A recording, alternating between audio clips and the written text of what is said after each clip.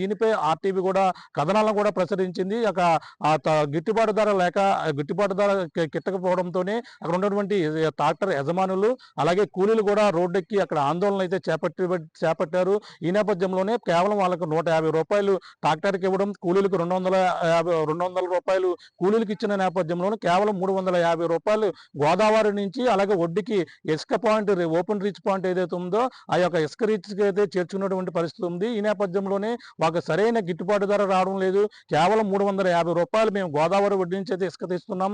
ఈ నేపథ్యంలో అక్కడ ఇసుక రీచ్ యజమానులు ఎవరైతే ఉన్నారో ఇసుక దోపిడీకి అయితే తెరలేపుతున్నారని, అధిక ధరలకైతే వాళ్ళకు అమ్ముతున్నారని, లారీల ద్వారా ఇతర ప్రాంతాలకు తరలిస్తున్నటువంటి ఈ యొక్క అధికారికంగా ఉన్నటువంటి నిబంధనలకు అయితే తూట్లు పడుస్తూ వాళ్ళు వ్యవహరిస్తున్నారంటూ వీళ్ళ రూ. 350 అమ్ముతున్నటువంటి ఇసుకనైతే వాళ్ళ రూ. 1200 వరకు అధిక ధరకు వెచ్చించి అమ్ముతున్నారనేది వాళ్ళందరూ కూడా చేస్తూ ఆ రోడ్డు ఎక్కి ఆందోళన చేసినటువంటి పరిస్థితి ఉంది.